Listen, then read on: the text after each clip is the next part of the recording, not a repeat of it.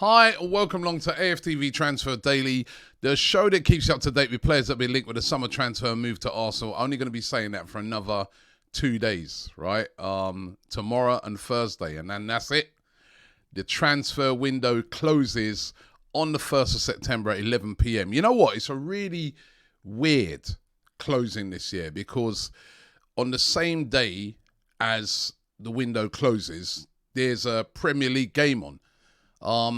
And I think it's going to have some really big indications the next couple of days of a couple of players, if they are actually are going to be coming to Arsenal. Because, for instance, Pedro Neto, we'll get a good indication on whether this is a possible transfer or not. Bournemouth are playing Wolves on Wednesday night, same night as what we play, by the way. We're playing on Wednesday night as well against Aston Villa. So, listen, we'll obviously be able to see certain players missing out of our team like Bellerin and Maitland-Niles and know that they're on their way out. But if Neto doesn't play in that game against Bournemouth, you have to think to yourself, ooh, something might be happening. And it also means that you could see maybe a manager, in Bruno Lage come out after that and just say, listen, he ain't going nowhere. He's definitely staying or something like that. So we might get an indicator on that. But the one that's really interesting is the fact that on Thursday, Manchester United go and play Leicester at home. Big game for Leicester. They're bottom of the league at the moment. They're playing Manchester United.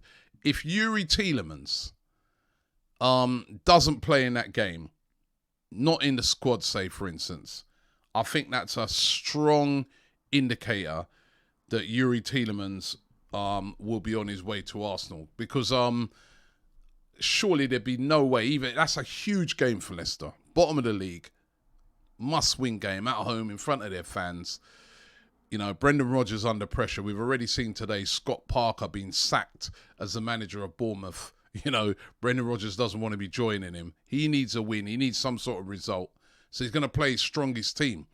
So if Youri Tielemans is left out of that game, which is on Thursday night, right? So that means if he played in that game, surely there'd be no time to get any sort of medical or anything done. By the time that game finishes and etc., there'd be no time to get any sort of medical done in time for the deadline, which is 11 p.m.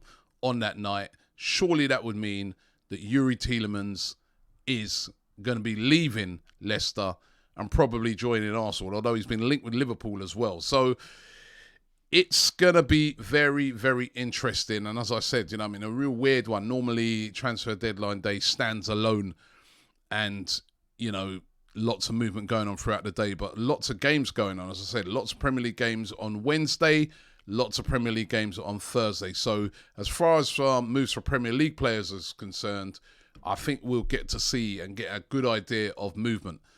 But, of course, there's other players that Arsenal could be going for outside the UK. Now, they've been linked with this guy, the Ukrainian Neymar, as I told you guys last week when his name first emerged, Mikhailo Mudryk, this 21-year-old Shakhtar Donetsk winger who's been exciting a lot of teams around Europe, including Arsenal. Arsenal said to be interested in him. Rumours today that he could be a player that Arsenal make a last-minute bid for. Now, you'll see there his valuation valued at around about £8.1 million. That was at the start of the transfer window.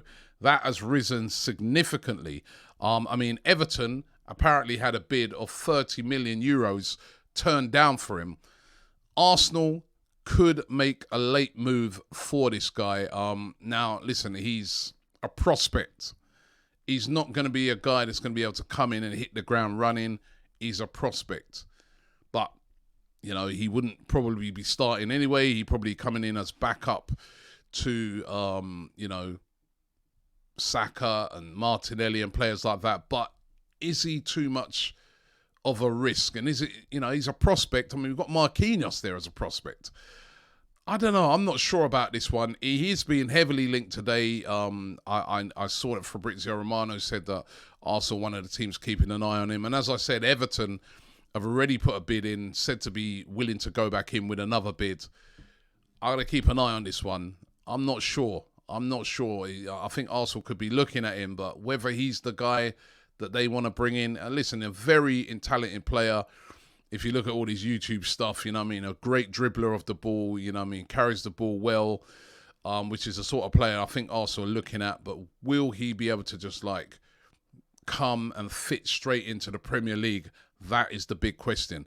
What about Cody Gakpo? It's gone quiet on Cody Gakpo in recent times, but could Arsenal make a late move for Cody Gakpo? And of course, I was saying when we was first linked to him that a lot of the delays on this one was that PSV was still in the Champions League. They subsequently got knocked out of the Champions League by Glasgow Rangers. And they're actually in our group in the Europa League. Now, Gakpo has been heavily linked with a move away. Southampton are said to have made a bid of £21.4 million, which was rejected. They're said to be have maybe gone in with another bid of around 30 million euros. Now, there's talk that, a big bid, £35 million will probably get a deal for Cody Gakpo done. Is Cody Gakpo the guy that Arsenal are after? Listen, Gakpo was heavily linked with a move to Manchester United, but now that they're bringing in Anthony, that makes that seem a little unlikely that they're going to go and splash out that amount of money on Gakpo. Southampton, as I said, have seemed to be the team that have come forth with the money, but could also make a late move for Gakpo. Is Gakpo good enough for the Premier League? Is he that guy? I mean, I know he's got a brilliant record in Dutch football, but you saw PSV knocked out by Rangers. Does that sort of give you an indication that the standard of the Dutch league is, well, not even an indication, it confirms it's nowhere near the Premier League? Still, listen, you got to do what you do in your league, and he's done that. He's scored goals, he's had assists, he's big, he's rangy, he's quick. Looks like he's got all the attributes to suit the Premier League.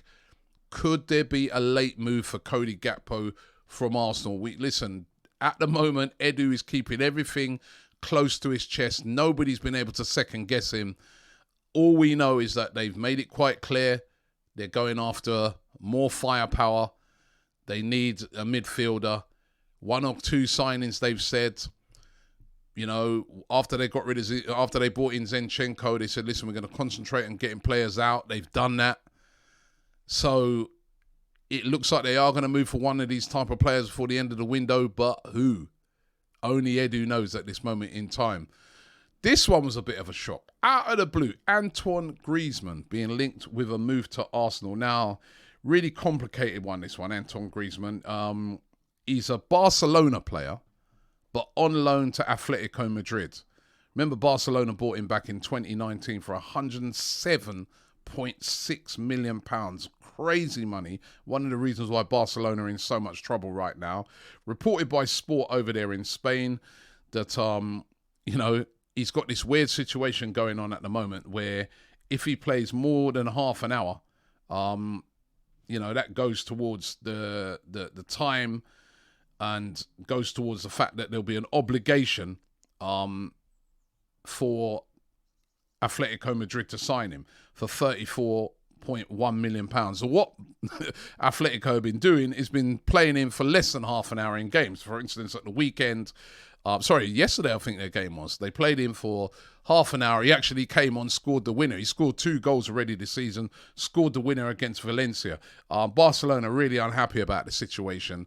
But Griezmann also unhappy about the situation because he's just playing like a half an hour game here, half an hour game there.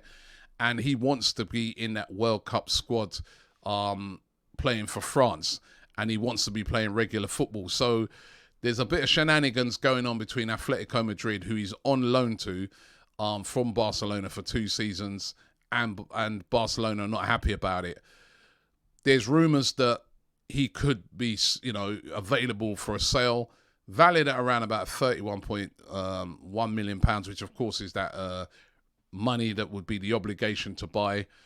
And some people linking Arsenal with the fact that they could make a late move for him. Listen, he's a quality player. He scores goals. He's a world-class player. He's not even just a quality player. He's a world-class player. He's a player who's done it on the world stage. But 31, come on, look what Arsenal have been doing.